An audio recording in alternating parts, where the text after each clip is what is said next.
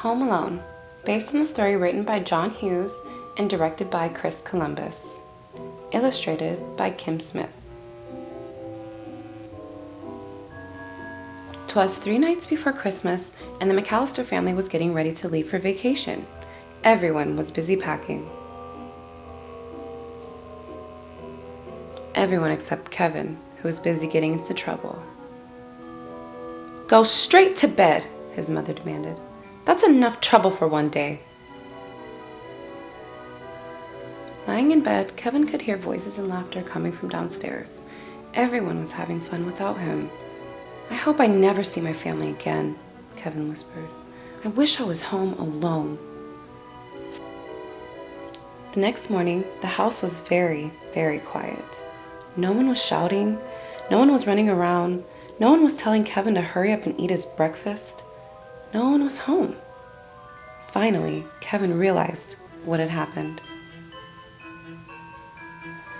"I made my family disappear!" For the first time ever, Kevin had the house all to himself. He raced up and down the halls. He jumped on all the beds. He ate a giant ice cream sundae for breakfast. After watching hours of television, he searched through his brother's private stuff and rode a toboggan down a giant mountain. He even tried his father's aftershave lotion. This was not a good idea. It stings. Ah! But sometimes it was scary to be all alone. Kevin was especially afraid of his next-door neighbor. Old Man Marley was the scariest person who lived on their block. And that night, Kevin heard whispers outside the living room window. Burglars were snooping around his house. "You see," Marv said, "most of the houses on the street are empty, and everyone's away for the holidays." "Perfect," Harry said. "We'll come back tomorrow night and steal everything."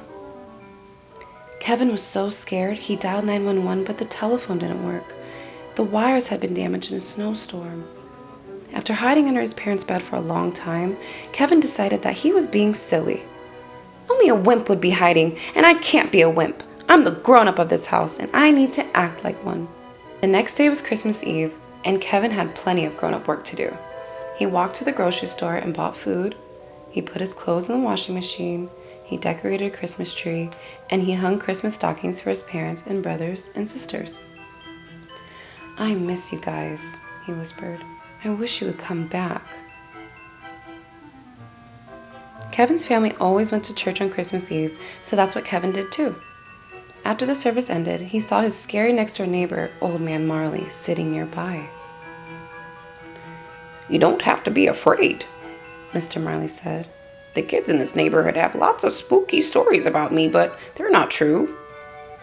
After they talked for a while, Kevin realized that Mr. Marley was in fact a very nice man. "Are you visiting anyone for Christmas?" Kevin asked.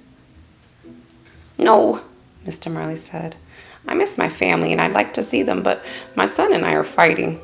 I said some angry words that I didn't mean." Kevin knew exactly how Mr. Marley felt. Kevin remembered wishing his family would disappear, but he hadn't really meant it.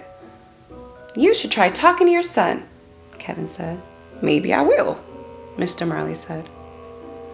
When Kevin left the church, it was already dark. The burglars would be coming soon. He ran all the way home. Kevin made a plan that was full of booby traps. He scattered toy cars and smeared tar on the basement steps. He made a big pile of feathers and hid sharp ornaments under the windowsills. He sprayed water on the front steps and tied paint cans to ropes. He stretched a tripwire through the hallway and built an escape route to his treehouse. At 9 o'clock, Marv and Harry returned to the McAllister's house, ready to steal everything inside. They didn't know that Kevin had sprayed water all over the front steps, or that the water had frozen into slick, slippery ice. The burglars stumbled into all of Kevin's traps. Yick! Yow! Wah! Ew! Marv and Harry slipped on the toy cars and were knocked over by the paint cans. Kevin escaped through his bedroom window and ran next door to his neighbor's house. Unfortunately, Marv and Harry were close behind. "Now we've got you, kid," Harry said. Mr. Marley arrived just in time. Whack, whack. He bonked the burglars with his snow shovel and called the police. Then he brought Kevin home. That night, Kevin left a note for Santa Claus along with some milk and cookies. He couldn't wait for Christmas morning. Dear Santa, I don't need any presents. Just bring back my family.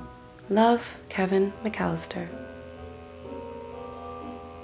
When he woke up the next day, Kevin rushed into the living room. Mom? Dad? Is anyone here? No one answered him. Then he heard a familiar voice. Kevin, is that you? His mother was home. I missed you so much, he said, giving her a giant hug. I missed you too, she said. Where are the others? Kevin asked. The front door flew open, and there they were, his father, his brothers, and his sisters. Everybody was home at last. "Are you okay?" His father asked. I'm just happy you're all back, Kevin said. Merry Christmas!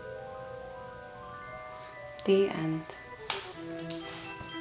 I hope you liked our book today. Make sure you subscribe and like this video for more Reading with Kayla.